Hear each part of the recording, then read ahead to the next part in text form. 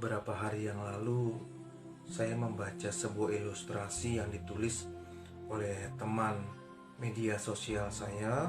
Saya lupa siapa, tapi hari ini saya mencoba untuk merepost kembali lewat video ini ya. Jadi diceritakan ada seorang mandor yang sedang berdiri di sebuah gedung mengamat-amati para pekerja yang ada di bawah. Dan pada akhirnya sang mandor ingin berkomunikasi, ingin berbincang-bincang, ingin ngobrol dengan pekerja yang ada di bawah.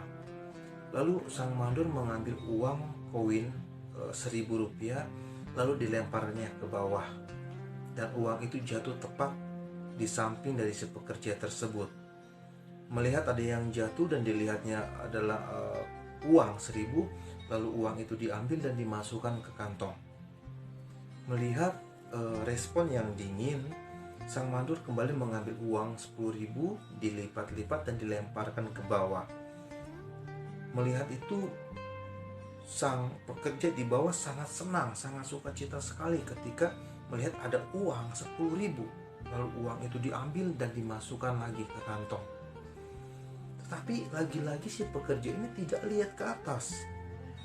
Akhirnya sang mandor mengambil uang 100.000 kali ini, lalu uang itu dilipat-lipatnya dan kembali dilemparnya ke bawah. Melihat ada uang 100.000, sang pekerja ini sangat senang sekali, sangat sukacita sekali. Diambilnya cepat-cepat uang itu, lalu dibuka, lalu dilipat lagi dan dimasukkan ke kantong. Tapi lagi-lagi sang pekerja itu tidak mau tahu uang itu datangnya dari mana, dan dengan dingin dimasukkan begitu saja dan tidak lihat ke atas. Melihat respon yang begitu dingin dari sang mandor, ketika dipanggil beberapa kali diam, dikasih uang 1.000, 10.000, 100, juga tidak nengok ke atas. Akhirnya sang mandor mengambil kerikil sebesar ini, kecil teman-teman. Lalu kerikil ini dilemparnya ke bawah dan tepat jatuh mengenai kepala dari si pekerja tersebut. Lalu pekerja ini merasa kesakitan karena ada yang jatuh kerikil di kepalanya. Setelah itu baru lihat ke atas. Nah, begitupun di dalam kehidupan kita. Tuhan senantiasa ingin berkomunikasi dengan kita setiap hari, lewat doa-doa kita, lewat sembahyang kita, lewat ibadah kita. Tetapi kadang-kadang kita tidak mau tahu. Kita terlalu sibuk dengan pekerjaan kita. Kita terlalu sibuk dengan bisnis kita. Kita terlalu sibuk dengan pelayanan kita, dengan pekerjaan kita. Padahal Tuhan sudah panggil kita beberapa kali untuk berkomunikasi. Tuhan berikan kepada kita berkat-berkat setiap hari, baik dalam berkat yang kecil maupun dalam berkat-berkat yang mungkin besar, ya.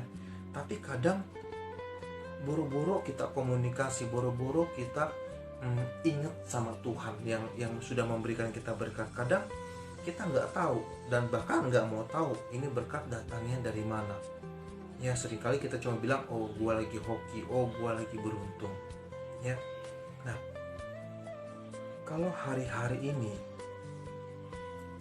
engkau mengalami kesuksesan dalam karirmu, dalam studimu, dalam bisnismu, dalam pekerjaanmu, itu bukan hasil usahamu, bukan karena kerja kerasmu. Semua itu datangnya dari Tuhan dengan tujuan engkau ingat Sang pemberi berkat itu. Engkau lihat ke atas, engkau berdoa, engkau berkomunikasi dengan Tuhan. Tapi kadang kita lupa, kita nggak mau tahu, ya.